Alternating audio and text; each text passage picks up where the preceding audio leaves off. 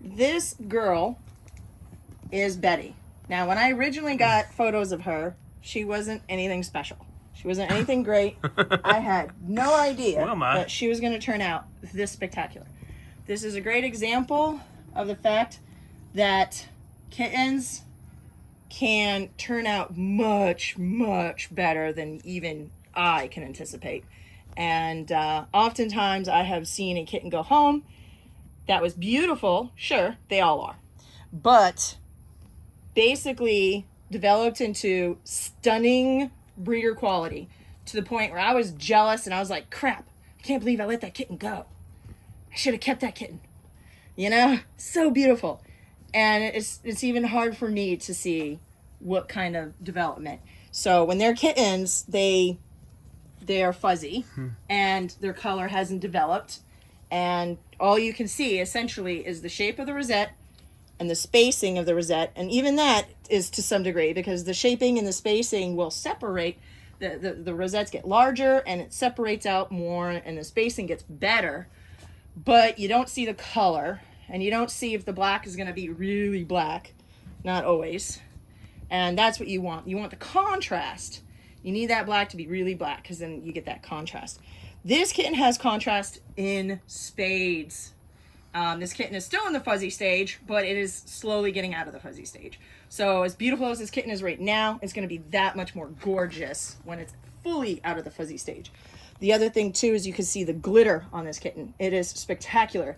I don't have the sun shining on this kitten, but I tell you, I swear to you, when the sun shines on this kitten is gold, sparkles, bronzy color. It's just mind-boggling. It's beautiful. So we're talking high glitter factor. And then on top of how beautiful this kitten is, this kitten has a beautiful personality. I mean, it's really the best of all worlds. So you can see here where the rosettes had not only separated down the back, which is absolutely what we want, it's what we breed for, but it's hard to achieve. Even after selectively breeding for it, you still get some kittens that don't get the separation. See down here on this side, you can see where it was trying to separate, and it has to some degree, but not to the same extent on that side. But the other thing that's really cool, she's tired, is if you look down her back, you're going to notice that even down here where you normally see a stripe, it's actually separated out into spots. Some spots down the back, which is actually kind of a really unique trait. Yeah. So I don't see that too often. I'd probably say 1 in 50, maybe 1 in 80 kittens will have the back separate into spots.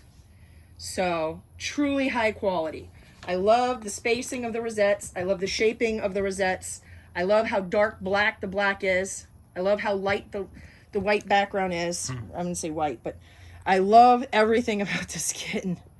So because of that, I will keep this kitten if no one wants to buy this kitten at breeder quality price. If somebody is willing to buy this kitten at breeder quality price, I will have to let it go.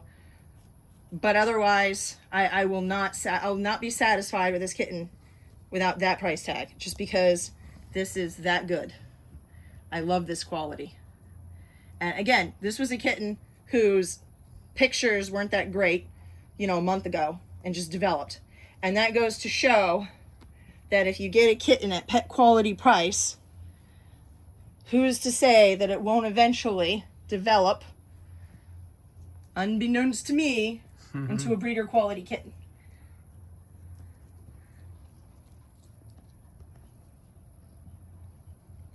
This is the first litter, by the way, from Phoenix.